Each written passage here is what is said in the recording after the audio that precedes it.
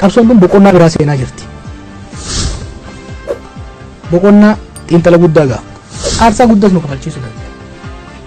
Warra Oromoo duuba deebisuu barbaadu wannan jechuu danda'u. Fixuu dandeetti Oromoo. Hidhuu dandeetti. Hoggan ajjeesuu dandeetti. Qabsoo Oromoo tarkaanfii lama deemsan takka duuba deebisuu dandeetti. Haayila Sillaaseen gaafa Hayilamaariyaam Gammadaa fa'aa ajjee gaafa Taaddasaa fa'aa biyyaa baasu qabsoo Oromoo himiindee kaasan tarkaanfii lama deemsan takka duuba deebisa. Akkitti garuu asii xibee.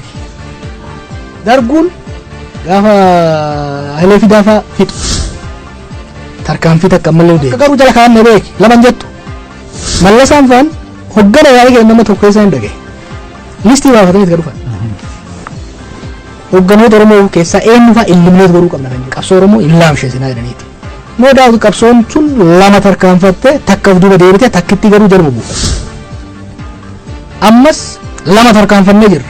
Warri qabsoon Oromoo gara fuulduraa baafte qabsoo Oromoo ganee nama ergiisa ganee diina wajjin ta'e itti duulaa jiru. Of duuba deebisuudha. Of duuba deebisuudhaan maal gochuu barbaadan?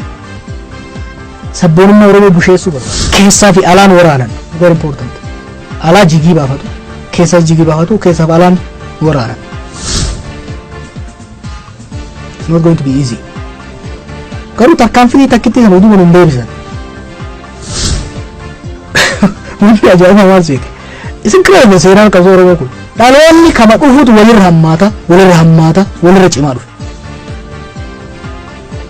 Oromoodhaaf yeroo ammatti yeroo riflekti goonu. Yeroo akkamitti as geenye kan jedhu. Gara fuulduratti akkamitti deemna hin kaa'anna. Ana akka ifaa kanatti achi ilaalee arga. Amma booda this will be the last tarkaanfii dhumaati ammatu.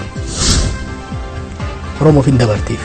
Uummanni Oromoo eenyummaa isaatiin boonee guddifatee seenaas fi dagaagfate.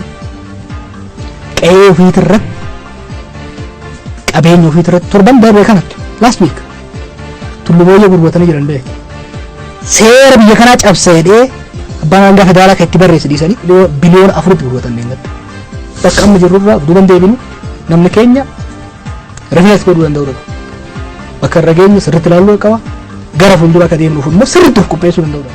Tooftaan mootummaa nama qabu maali? Sabboonummaa Oromoo kana jibbisiisuudha.